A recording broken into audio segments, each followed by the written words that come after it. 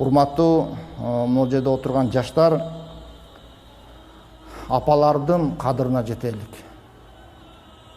Апалардын кадырына жетелик. Мына могул жерде жаш Бекмаматты апасы алып келип, апасына бул да кызмат кылып атат. Ушул жерде ар бир алып келген ата эне ушул балам ушул жерди көрүп адам болсо экен деген бир үмүт менен алып келди да. А бизди жөнөткөн болсо ошол жакта ата энелерибиз, акаларыбыз ушул жакка барып, ошол жакты көрүп келип, бир адам болсо экен деген үмүт менен бизди жөнөттү. Бир нерсени, апалардын мен бир гана нерсесин айтайын. Апалар жөнүндө айтып отурсак, түн жетпейт бизге. Апа жакшы тилмеч жана дипломат болот бир туугандардын жана туугандардын арасында. Чоң баласы антип койгон болсо, кичинекей баласы туура эмесирээк түшүнсө, ошону апа чоң баланын сөзүн кичинекей балага перевод кылат. Балам, акаң мындай деп айтты. Сен капа болбогула мага. Же болбосо үкасынын сөзүн акасына перевод кылат. Балам, үкаң минтип айтты, сен капа болбо, ал мындай деп эле айтты. Эч жамандык ойлогон жок деп ага перевод кылат. Апа бул дүйнөдөн өтүп кеткенден кийин балдар переводсуз калат дагы, бир ата, бир энеден төрөлгөн, бир тилде сүйлөгөн балдар, бир туугандар бирин бири түшүнбөй калышат. Бирин бири түшүнбөйт.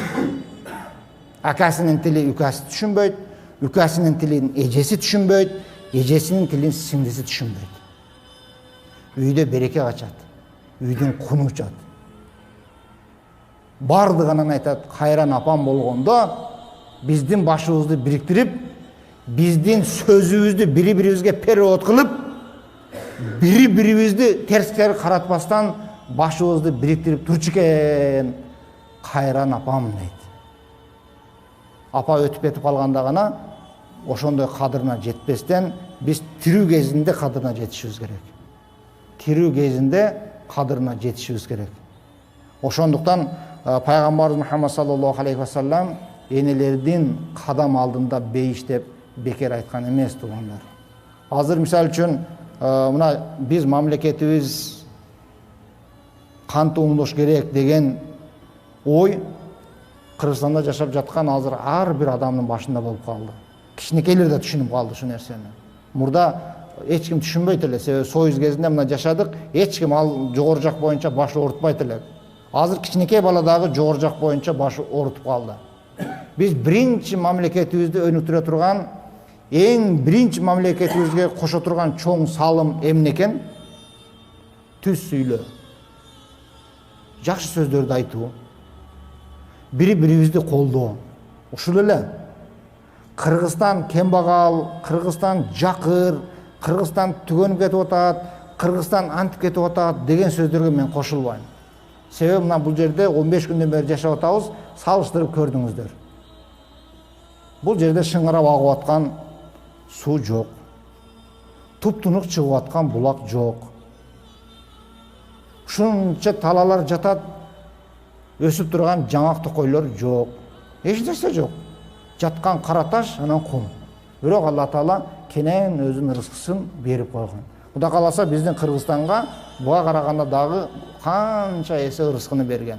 Ошондуктан биз Кыргызстанда жашаганыбызга шүкүр келтирип, ынтымакка келип, адал менен арамды бирөөнүн акысын билсек эле, Кудай кааласа калганы тез эле оңолуп кеткен турат. Ошондуктан өткөндө дагы айтканбыз, биз көп-көп дуа кылайлы иншалла. Көп-көп дуа кылайлык. Алла Таалам бардыгыбыздын кылган ибадаттарыбызды кабыл кылсын. Дагы бир жолу айтабыз, эгерде биз инсандык кылып, наркы берки кылып, катуу сөз айтып, же болбосо туура эмес көз кыйгыбыз менен карап койгон болсок, бардыгыбыз бири-бирибизди кечиришелик, ортодо ынтымак, биримдик болсун. Кудай кааласа, мына эртеңки күн бул акыркы күн таксыларым. Бүрсү күнү Кудай кааласа биз жолго чыгып кетебиз. Бүрсү күнү бул маалда Дубайдан учуп Бишкекке кетип аткан болобуз. Алла Таала ак жол берсе, 5 күнү эрте менен саат 5-терде ошол Бишкекте болуп калабыз. That's right.